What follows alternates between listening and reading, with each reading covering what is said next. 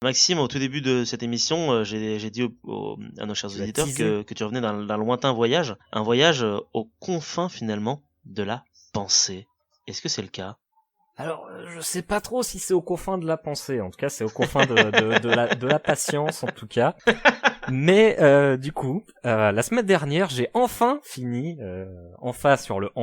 la série Lost. Car oui, j'avais vu et apprécié la saison 1. Après 15 ans d'absence. Tout à fait. La saison 1, j'avais vu sur TF1 à l'époque, quand j'étais tout genou, tout marmot. J'avais vu et apprécié du coup cette saison 1, et la vie faisant, je n'ai jamais regardé la suite.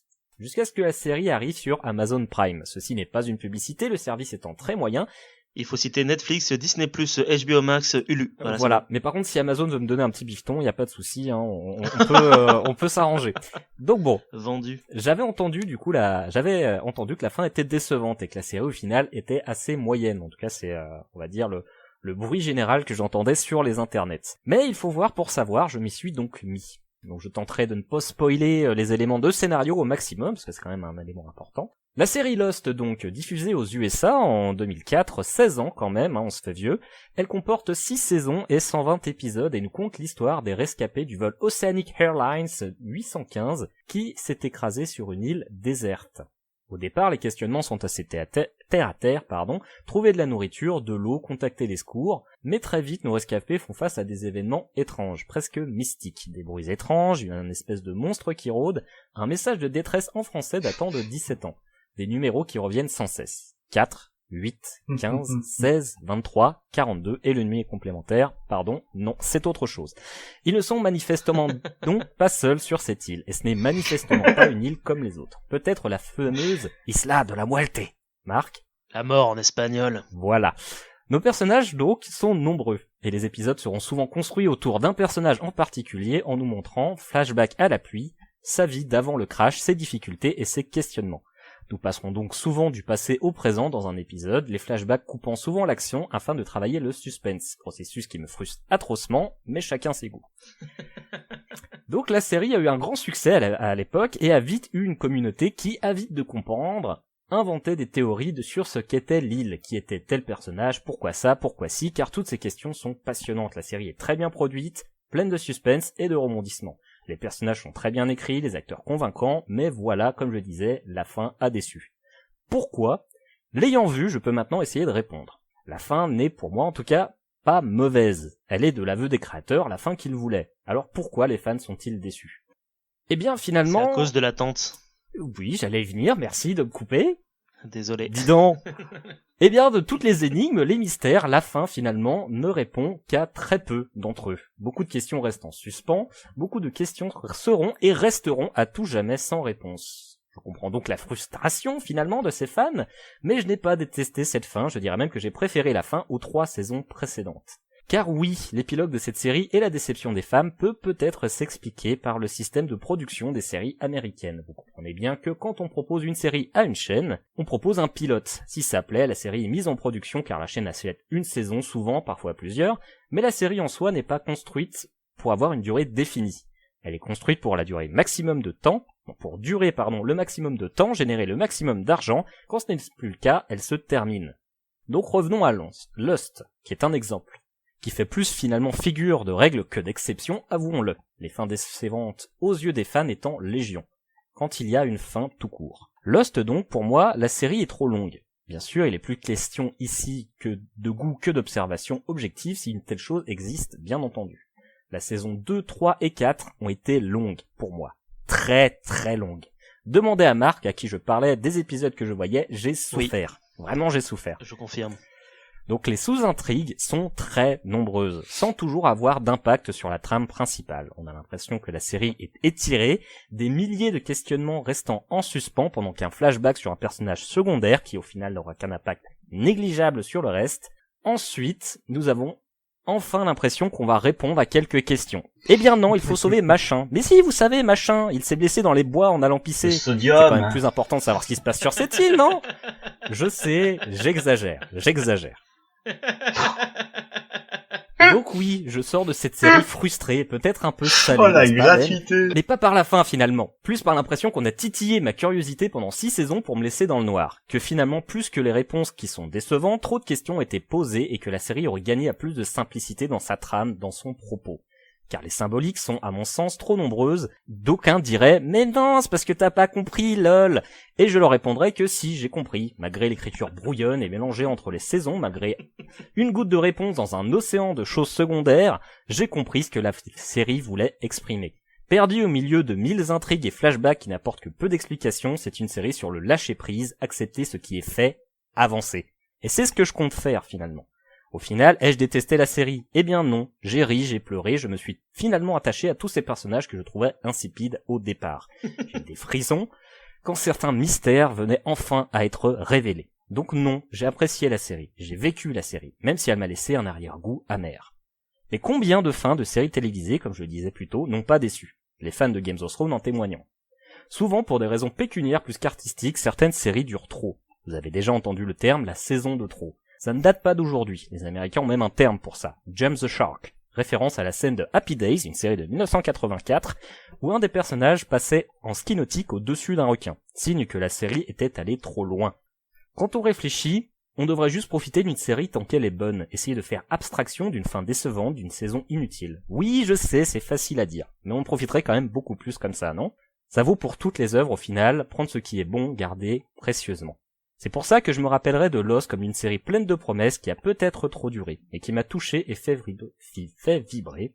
Et quelle que soit la fin de cette aventure, c'est ce que j'ai décidé d'en retenir. Et ça, c'est beau. Et ça, c'est beau, n'est-ce pas ? Et je suis tout à fait d'accord avec toi parce que moi ça fait 15 ans que j'ai vu Lost et je l'ai pas revu depuis, mais quand je pense à Lost, c'est ce que je te disais quand on en parlait en off, bah moi j'ai de bons souvenirs en fait. Je me souviens presque plus vraiment de ce qui se passe dedans, à part quelques petits trucs, mais j'ai un super bon souvenir de Lost. Bah c'est un peu le souci, c'est qu'en fait ce qui se passe c'est limite secondaire. La seule chose importante c'est les personnages. Ouais, c'est ça, c'est une série qui se concentre beaucoup sur les relations humaines et je pense que c'est pour ça aussi qu'elle plaît parce qu'on s'attache aux personnages, on n'a pas envie qu'il leur arrive quelque chose. Même les méchants sont des gros connards et on s'attache aussi à eux. Enfin, tout est bien réussi en termes de perso en fait, dans cette série. Le problème c'est que les persos qu'on aime et qu'on adore, bah ils vont nulle part finalement. Et ils restent sur l'île, on dirait. Et oui, enfin pas par rapport à l'île, c'est que littéralement ça va nulle part. Alors certes, ils peuvent pas aller autre part, mais on s'est compris. Zut. Oui. Vous aviez vu Lost, Raphaël et Ben ? La saison 1 quand c'était sorti, donc j'aime autant te dire que... Ah oui, ça exactement pareil. Je crois que en fait je l'ai vu à la télé. J'ai vu à la télé une saison, je crois, avec mon père et mon frère. Et après, j'ai pas plus regardé. Je crois que mon frère l'a terminé. Ouais, il m'a raconté la fin en fait, mais j'ai pas regardé plus. D'accord. Bah, le pire c'est que justement tout le monde s'attendait à ce que la fin ce soit une grosse révélation sur ce qu'était l'île et que vraiment ce soit un principe fou. Il y avait ceux qui disaient que bah tous les gens étaient dans le coma ou qu'ils étaient déjà morts, c'était un espèce de purgatoire, enfin bon, ça allait dans tous les sens. Et au final, je vais pas forcément en dire beaucoup plus, mais c'est finalement une fin. Si tu veux en dire plus, on peut faire un signal spoil maintenant et dire aux gens de revenir pour le coup, ce sera pas nécessaire. Mais du coup, en fait, on a une fin beaucoup plus piano dans le sens où il y a pas de grosses révélations, il y a pas de gros climax, il y a pas de grosses fins en mode avec de la guerre, des explosions. Non, c'est une fin qui est toute gentille, toute mignonne et finalement. Moi, je me souviens d'une fin avec beaucoup d'émotions en fait surtout. C'est une fin avec beaucoup d'émotions. Je me souviens avoir pleuré à la fin. J'ai pas chialé ma race, mais je t'avoue qu'il y a une petite larmichouille qui a pointé le bout de son nez. En même temps, tu suis pendant 6 saisons des gens que t'apprends à aimer, parce que c'est vraiment ça, hein, ils ont tous des gros défauts et au départ tu les trouves chiants à mourir. Et au final, bah tu te dis bah non, c'est juste des gars qui ont pas forcément une vie facile ou qui ont ça dans leur vie et du coup tu te dis bah non, c'était un bon gars finalement. C'est toujours difficile de dire au revoir à un personnage de série télé, surtout quand la série dure depuis longtemps et que c'est des personnages qui sont bien écrits en fait. Parce que tu sais que tu la verras plus après derrière et c'est aussi toujours un peu un déchirement. Bah c'est ça, c'est la fin d'une époque. C'est pour ça du coup que je parlais des fins de série et que c'est pour ça qu'il faut essayer de se rappeler du bon. Parce que finalement les séries, on a trop facilement tendance à oublier que c'est un système qui est fait pour du remplissage quoi. Alors certes ces dernières années grâce entre guillemets à Netflix et autres qui a tendance à faire des saisons plus courtes, plus condensées, avec moins de trucs chiants, Bah c'est ça, le modèle est en train de changer, a changé même, je pense, je dirais petit à petit, parce que j'ai pas souvenir d'avoir regardé une série de 24 épisodes ces derniers temps, en fait. Non, à part vraiment soit des sitcoms, soit vraiment au feu de l'amour ou autre, des soaps. Ouais. Et encore, pour sitcom, ça dure entre 20 et 30 minutes. Là, j'ai pas d'exemple de sitcom actuel qui me viennent en tête, alors, en fait. Actuel, non, mais il y avait Big Bang Theory encore il y a quelques temps. Ouais, mais c'est une relique, c'est presque une relique d'un autre âge, quoi. Bah, c'est ça, c'est vrai. Mais du coup, c'est pour ça que faut essayer de retenir le bon, parce que c'est vrai que les personnages de série sont souvent cool, et c'est vrai qu'on les fait souvent finir en eau de boudin. Voilà. Après, on se rappellera des séries parties trop tôt, hein. Firefly. Hein. Ah oui. Firefly, ouais. RIP. On se souviendra d'elle. Et ou d'autres séries qu'on. Ouais, mais Firefly a eu droit à une fin quand même. Ça, il faut. Ouais, mais c'est une fin, c'est pas la fin qu'on voulait. Ouais, forcément. aussi un peu amère, quoi. Mais c'est ça. Mais après, il y a aussi d'autres séries, par exemple, qui ont eu le droit à une fin, mais qui étaient pas forcément comme on la voulait. Je pense à Sense8, par exemple. Ah oui, Sense8. Qui a eu du coup 2 saisons que moi personnellement, que je trouve magistrales, et qui ensuite a été annulée de manière putassière par Netflix, parce que certainement ça parlait de trans et d'homosexualité, donc les Américains, bah non quand même. Ouais, du coup ça a pas du tout marché aux US. Et ni ailleurs dans le monde, je pense d'ailleurs. Bah non, enfin beaucoup de gens en Europe. Beaucoup de gens à qui je parle, ils connaissent Sense8 et bon, ils ont pas tous trouvé ça exceptionnel, hein, et beaucoup parlent de dire ouais, mais par contre, ils montrent que du cul et tout. Je suis pas forcément d'accord. D'après moi, le cul a une raison d'exister là-dedans, mais bon après voilà, c'est autre chose. Plus que dans Game of Thrones déjà. Par exemple. Mais du coup, suite aux 2 premières saisons de Sense8, on a eu le droit à une 3e saison suite à beaucoup de femmes qui la demandaient. On a eu le droit à finalement combien, 1h30 je crois. Ouais, un truc comme ça. C'était pas vraiment, enfin j'ai vraiment un très mauvais souvenir de la fin. Bah non, parce que c'est au lieu d'avoir pour finir tout finalement ce qui avait été mis en place dans les 2 saisons précédentes qui duraient je crois 12 ou 13 épisodes. Au lieu d'avoir 12 épisodes, t'as 1h30 quoi. Donc 2 épisodes quoi, t'as un double épisode pour finir toutes les intrigues, faire en sorte que tous les personnages arrivent à l'endroit où il faut, mais même avec cette fin pourrie, j'étais quand même ému par la fin parce que je me disais bah non, je les reverrai plus. Ces petits gaillards qui dans Sense8 aussi, je les trouvais très attachants. Mais finalement, comme je disais, les exemples de séries qui finissent mal, il y en a légion quoi. Sont pléthore. Je me souviens pas vraiment d'une série où je me suis dit waouh, la fin est super. Bah, je sais que je vais pas me faire des amis en disant ça, mais la fin de How I Met Your Mother pour moi elle est magistrale. Mais bon, ça c'est le final. Peut-être pas la dernière saison, mais le final. Moi, je suis assez d'accord avec toi perso. Merci Ben. J'ai pas toujours été d'accord avec ça. Mais maintenant, je vois la pertinence de la fin. D'autres voulaient renommer la série du coup comment je demande l'autorisation de me taper votre tante. Tu vois, mais bon, ce qui serait finalement un titre qui serait un peu plus adéquat. Mais bon, là je. Ouais, mais ça cacherait le. Ouais. Non, après, moi, on parlera de How I Met Your Mother une autre session peut-être. Après, j'ai pas détesté la fin de How I Met Your Mother, pas du tout. J'ai juste trouvé pas super, mais après. Mais après, c'est les goûts et les couleurs en somme.